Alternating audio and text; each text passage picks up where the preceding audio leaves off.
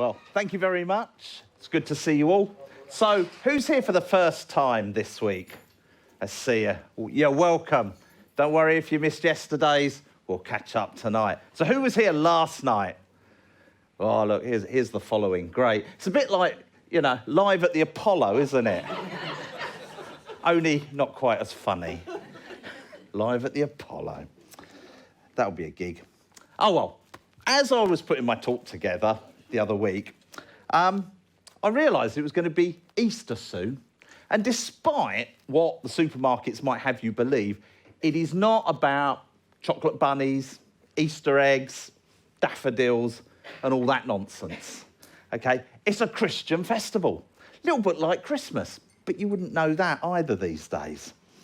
You know, those hot cross buns that you can get, we used to only get them at Easter, but it appears you can get them all year round now.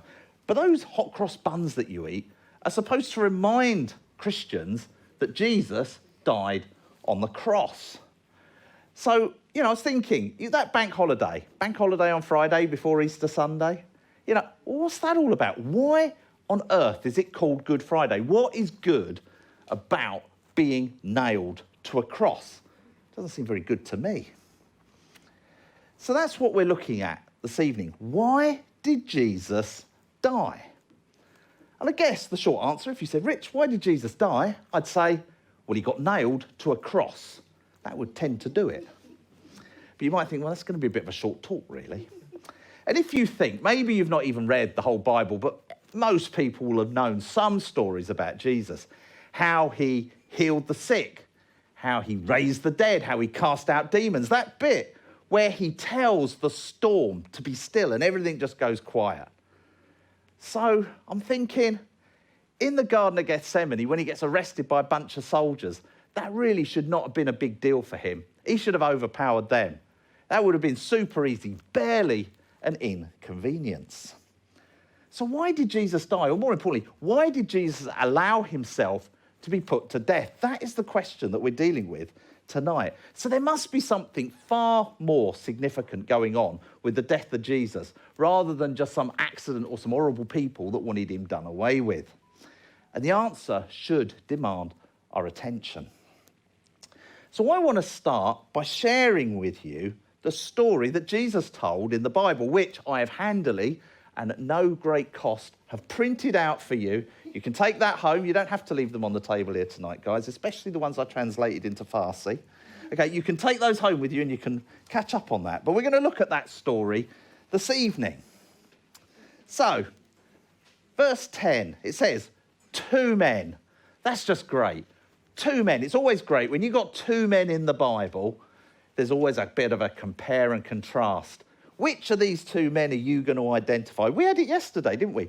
2 men, both nailed on a cross next to Jesus. Which one do you identify with? Well, this evening, 2 men went up to the temple to pray. One was a Pharisee, the other was a tax collector. Okay, so we're dealing with 2 religious people. I mean, otherwise, why would they be going to the temple? They were churchgoers, if you like. And they both must have believed in God because they were both praying.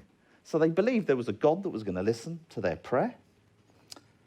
Anyway, the Pharisee stood by himself and he prayed.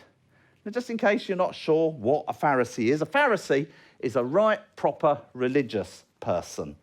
They are the sort of person that wears very religious clothes. They wear religious clothes. They eat religious food. They watch religious TV.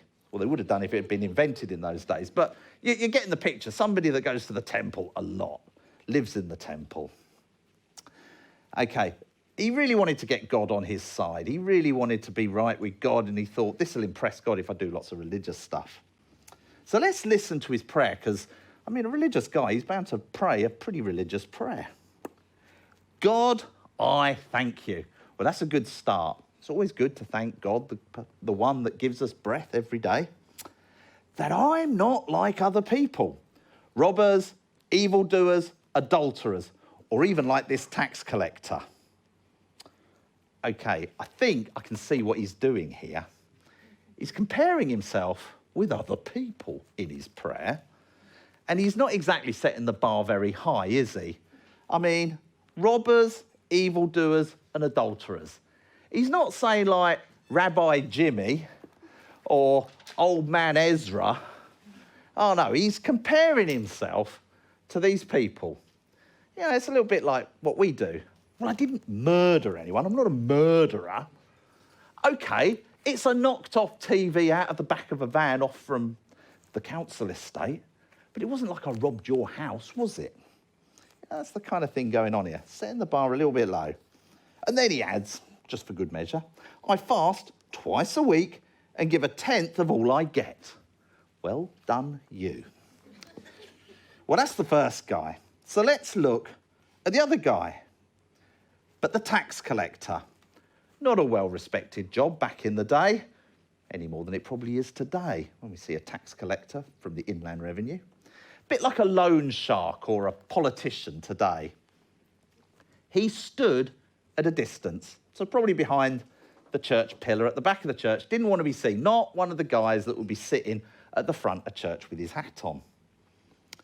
And he would not even look up to heaven, but beat his breast and he said, God, have mercy on me, a sinner. Well, here we've got two guys. We couldn't have a better example of chalk and cheese, of apples and oranges, Liverpool and Man United. You can see where that's going and you can make your own up if you like. Now, is the tax collector comparing himself to the Pharisee? Well, maybe. But I think the fact that he's not even looking up to heaven, he knows who he's really comparing himself to. He's comparing himself with the righteous, holy, awesome God in heaven. Well, let me help you. Let me give you a picture of the situation like this. So maybe when you're at school, when I was at school, which was back in the 1970s, that was like in the history books, kids. Back in the day, we would be given an assignment, for example, to make a volcano. So, get my cardboard out, get me paper mache, get moulding, all of that. Get me poster paints out, give that a good old painting as well. And then I thought, you know what? Let's add to the scene. Let's make a little Roman villa. And I used that corrugated cardboard with the ripple effect because that makes for nice Romanesque tiles. And then you want to populate your villa and your model. So use those little Airfix Roman soldiers, 1/72 scale if anybody knows. Put them in there and they just make the model pop. You know, brings it to life. And then the pièce de résistance, as it were, the Quality Street sweetie wrappers.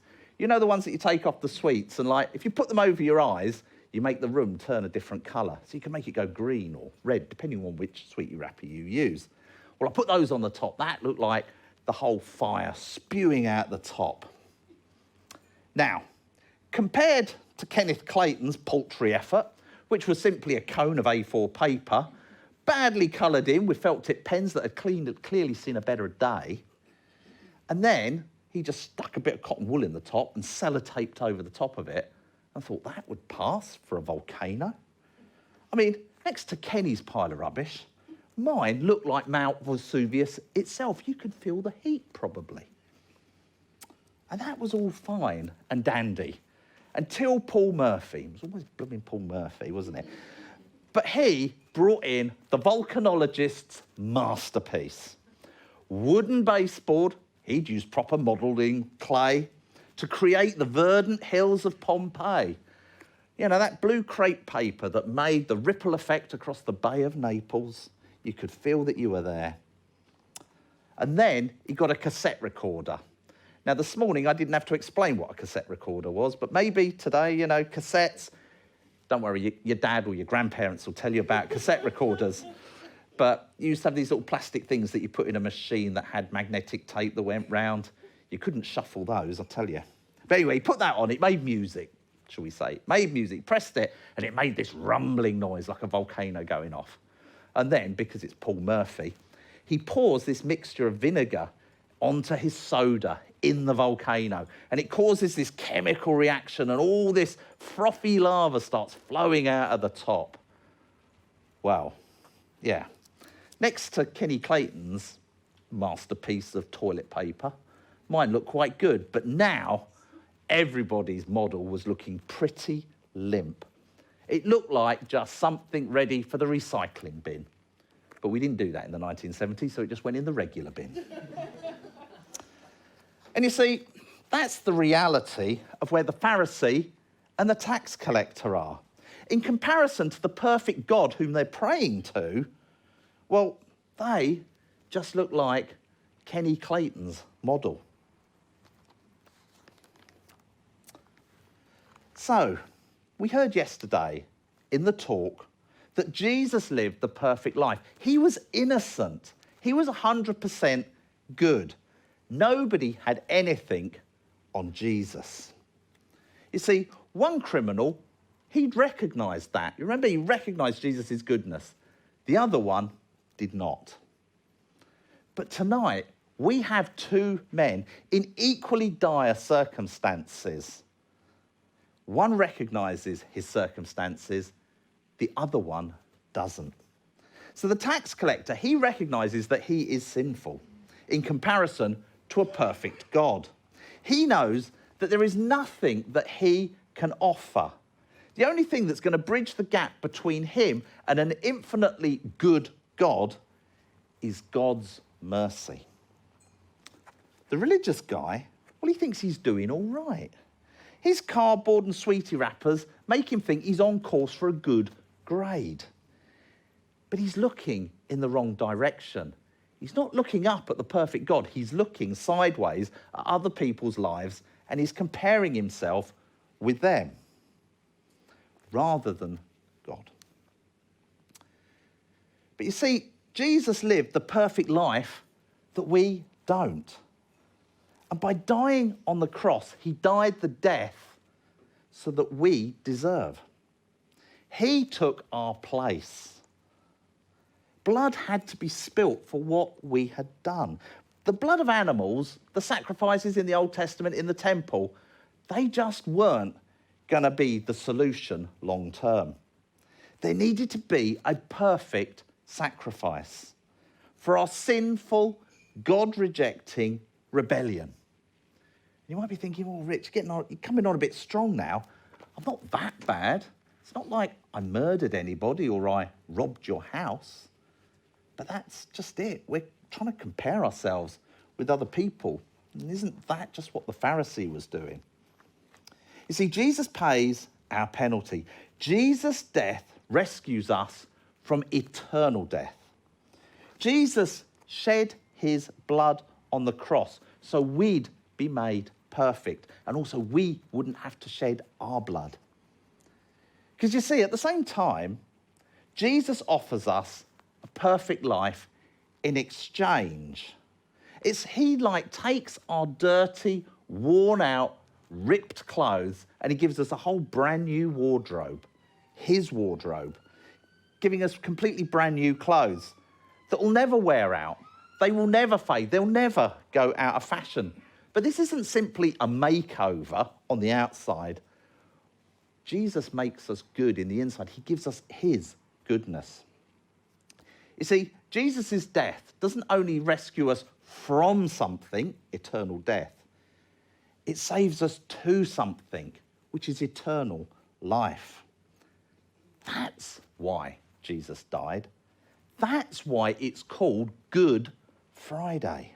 It's a good thing. So the question we're probably asking ourselves is, well, what do we do? Well, nothing, basically. That's the point of the story that Jesus is telling. We can only trust in God's mercy. You need forgiveness. We all need forgiveness.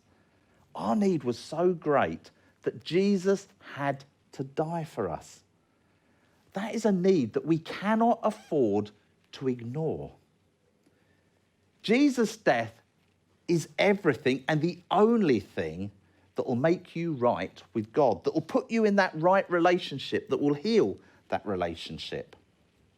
The person who is right with God is the one who trusts in God's mercy and forgiveness. You see, Jesus ends this story by saying, I tell you that this man, that is the tax collector, rather than the other, the religious guy, well, he went away justified before God. In other words, he went away right before God. He'd been made right because he held on to God's mercy, his forgiveness. Now, that might take an awful lot of humility if you're the sort of person that thinks that you're doing all right. You think people that think they're doing all right don't really feel they need God. They think God needs them. So that takes humility to admit, do you know what? My life isn't right. I do need to make myself right with God because he is infinitely better and gooder than I am. Now, people that know their sin, maybe that's a bit easier, but we all need to come. We're all in the same lifeboat. That's where we are. It doesn't matter if you're first class or third class on the Titanic. If you're not in the lifeboat, you're going down. So Jesus finishes by saying, for all those who exalt themselves, that is, they all think they're doing okay, thank you very much, well, they will be humbled on the last day. And those who humble themselves, that is, those people who say, God, I need your mercy, well, they will be exalted on the last day. Thank you very much.